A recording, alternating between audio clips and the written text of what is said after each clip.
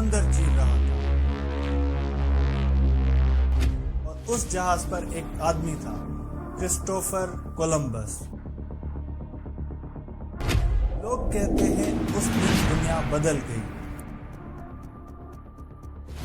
لیکن سوال یہ ہے دنیا کس لیے بدلی؟ دنیا پہلے کیسی تھی؟ سوچو، ایک ایسی دنیا جہاں انڈیا اور چائنا دنیا کی آدھی اکانومی کنٹرول کرتے تھے۔ افریقہ گولڈ، آئرن اور ٹریڈ کا پاور ہاؤس تھا۔ امریکہ جہاں ایزٹیک سویلائزیشن، مایا سویلائزیشن اور انکا امپائر جیسی ایڈوانس سویلائزیشن زندہ تھی۔ یہ دنیا غریب نہیں تھی، یہ دنیا سیلف سفیشینٹ تھی۔ پھر 400 سال گزرے اور دھیرے دھیرے انڈیا دنیا کی 25% اکانومی سے گر کر 3 سے 4% تک آ گیا۔ افریقہ جو ریسورسز سے بھرا ہوا تھا لیکن انڈسٹریز ختم ہو گئی۔ لیٹن امریکہ زمین زرخیز تھی لیکن قرضوں کے نیچے آ گیا۔ یہ نیچرل نہیں تھا، یہ سسٹمیٹک لوٹ تھی۔ کالونیلزم کے پاس صرف بندوق نہیں تھی، ان کے پاس 3 خاموش ہتھیار تھے۔ نمبر 1، روزگار کا قتل۔ بنگال میں لوگ کپڑا بنتے تھے اور اتنی باریک تھی جو ہوا سے بھی ہلکی تھی، جو ہاتھ سے بناتے تھے۔ پھر ایک دن مارکیٹ بدل جاتی ہے، برٹش مشینری جو ریڈی میڈ کپڑا لے آئی، لوکل کپڑا مہنگا ہو گیا، ان کی پہچان سب ایک جھٹکے میں ختم۔ ڈھاکہ کی آبادی جو کبھی 1.5 لاکھ تھی وہ گر کر 30,000 تک پہنچ گئی۔ یہ صرف اکنامک پالیسی نہیں تھی، یہ پوری سویلائزیشن کا کولیپس تھا۔ نمبر 2 پر تھا جبراً ایک فصل کی کاشت۔ افریقہ اور ایشیا کے فارمرز پہلے اپنی فیملی کے لیے اناج اگاتے تھے، پھر انہیں مجبور کیا گیا کہ وہ اگاؤ جو یورپ کو چاہیے۔ کانگو میں ربر اگانے کا حکم، گولڈ کوسٹ کو کوکوا، ایسٹ افریقہ میں چائے اور انڈیا میں نیل یا نیلا رنگ، جوٹ، پٹسن اور افیم۔ لیکن وہ پوچھتے ہیں ہمارے بچوں کا کھانا؟ ہمارے بچوں کا کھانا؟ جواب آتا ہے مارکیٹ سے خرید لو۔ صاحب میرے پریوار کے لیے کھانا چاہیے، مارکیٹ سے خرید لو، لیکن پیسے نہیں ہیں۔ پھر ایک سال پرائس گرتی ہے اور ان کے گھر میں بھوک آ جاتی ہے۔ یہ فارمنگ نہیں تھی، یہ ایک ڈیپینڈنسی کا ٹریپ تھا۔ نمبر 3 پہ آتا ہے زمین ضبط کرنا۔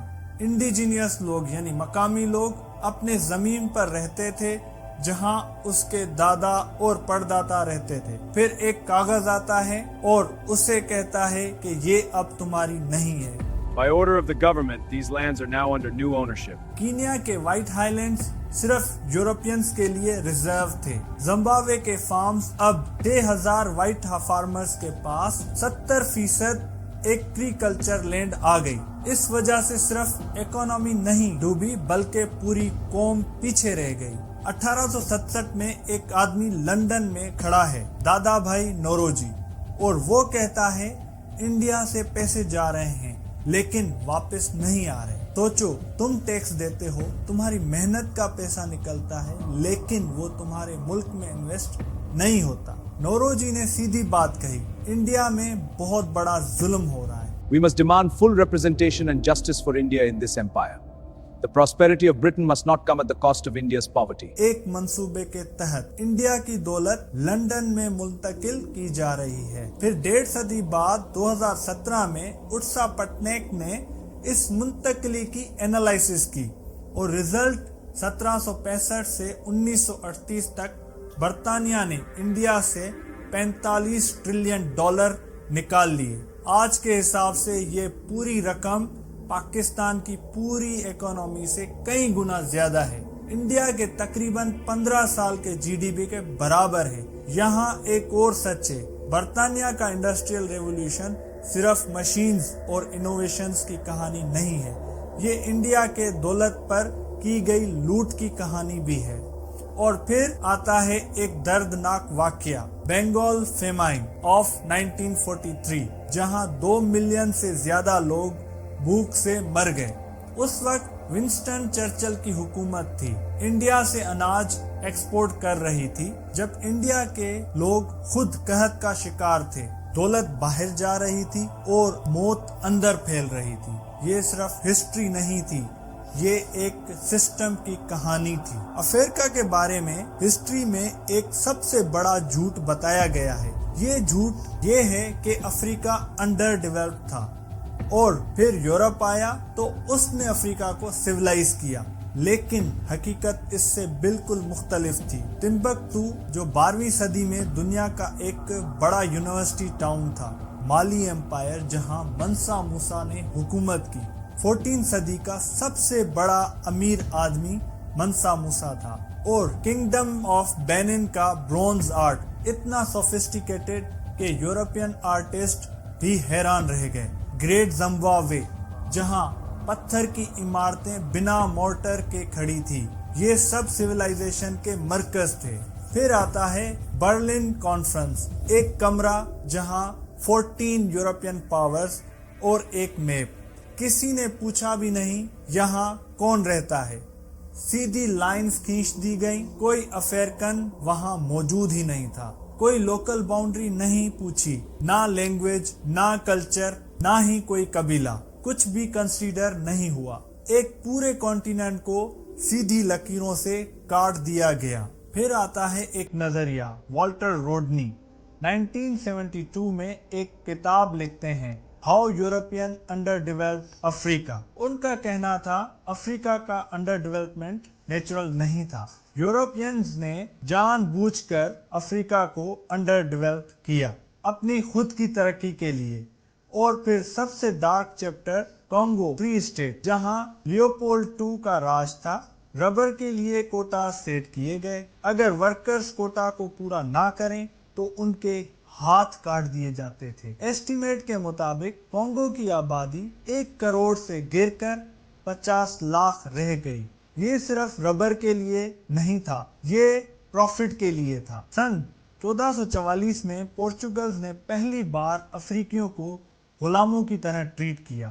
پھر 400 سالوں میں 1 کروڑ 20 لاکھ لوگ زنجیروں میں باندھ کر امریکہ بھیجے گئے شپس کے ذریعے، اور کچھ لوگ کہتے ہیں کہ 20 لاکھ لوگ راستے میں ہی مارے گئے۔ ایرک ولیمز کہتے ہیں کیپٹلزم اینڈ سلیوری میں British industrial revolution slave trade کے پروفٹ پر کھڑی تھی۔ سوچو، ایک طرف زنجیر، دوسری طرف فیکٹری کا دھواں۔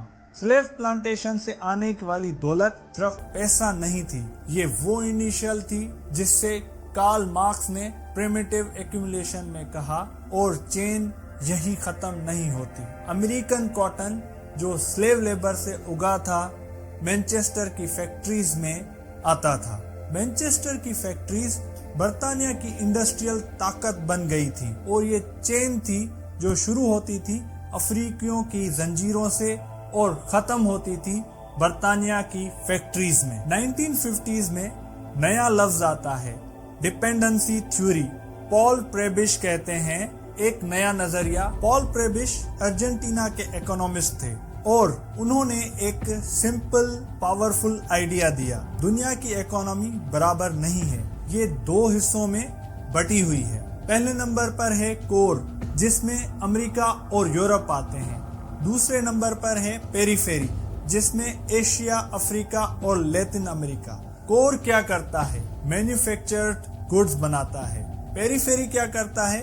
را مٹیریل سپلائی کرتا ہے۔ مسئلہ یہاں ہے، وقت کے ساتھ را مٹیریلز کی قیمتیں گرتی رہتی ہیں، لیکن جو بنائے گئے سامان ہیں وہ مہنگے ہو جاتے ہیں، یعنی پیریفیری کو زیادہ بیچنا پڑتا ہے اور اتنا ہی خریدنے کے لیے۔ اور سسٹم سمپل ہے، تم را مٹیریل دو، ہم تیار کردہ گڈز بنائیں گے، اور پھر بات گہری ہوتی ہے۔ اینڈرے گنڈر فرینک نے کہا تھا، انڈر ڈیولپمنٹ کوئی اسٹارٹنگ پوائنٹ نہیں ہے، یہ ایک پروسیس ہے جو کریٹ کیا گیا ہے۔ ان کا famous idea the development of under development, یعنی جو ملک آج پیچھے ہیں وہ اس لیے پیچھے نہیں ہیں کہ وہ کمزور تھے، بلکہ اس لیے پیچھے ہیں کیونکہ ان کو پیچھے رکھا گیا ہے۔ برلن کانفرنس جو 1884 میں ہوئی، جس نے اسٹریٹ لائنز افریقیوں کے لیے کھینچی، وہ صرف زمین کی تقسیم نہیں تھی، وہ تھی ایک ٹائم بوم۔ उन स्ट्रेट लाइंस ने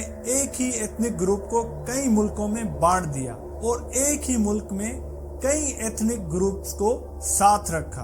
कोई कल्चरल लॉजिक नहीं, कोई हिस्टोरिकल लॉजिक नहीं, सिर्फ यूरोपियन की कन्वीनियंस के लिए। जॉनसन रॉबिन्सन जो नोबेल प्राइज विनर इकोनॉमिस्ट थे, उन्होंने कैलकुलेट किया colonial powers Drew arbitrary borders ignoring ethnic and cultural realities, which sowed seeds for conflict and instability in Africa and Asia. Democratic Republic of Congo दुनिया के सबसे rich mineral deposits cobalt, gold, diamonds और uranium का गढ़ था, लेकिन उनके लोग दुनिया के सबसे गरीब लोग थे। उनके रिसोर्सेज मल्टीनेशनल कॉरपोरेशंस निकालती थी।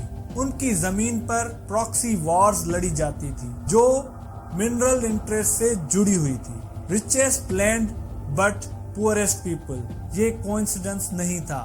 ये नफरत एक दिन में नहीं बनी, ये कॉलोनियल सिस्टम ने डिजाइन किया था। 1960s में अफ्रीका और एशिया के मुल्क आजाद हो रहे थे, फ्लैग्स बदल रहे थे, मैप्स दोबारा बन रहे थे, लेकिन सवाल यही रह गया, क्या सिस्टम बदला? घाना के पहले प्राइम मिनिस्टर ने इसका नाम दिया नियो कॉलोनियलिज्म। उनका कहना था डीकोलोनाइजेशन ने असल में कुछ नहीं बदला, सिर्फ एक कंट्रोल के तरीके बदले। 1980s 1990s नया सिस्टम इंटरनेशनल मॉनेटरी फंड और वर्ल्ड बैंक ने डेवलपिंग कंट्रीज को लोन्स दिए, लेकिन एक शर्त के साथ, स्ट्रक्चरल एडजस्टमेंट प्रोग्राम। वो कंडीशंस क्या थे? गवर्नमेंट स्पेंडिंग कम करें, सब्सिडीज खत्म करो, स्टेट कंपनीज प्राइवेट करो, मार्केट्स खोल दो, करेंसी डिवैल्यू करो, टैरिफ हटा दो, सब कुछ मॉडर्नाइजेशन के नाम पर। असल नतीजा क्या हुआ?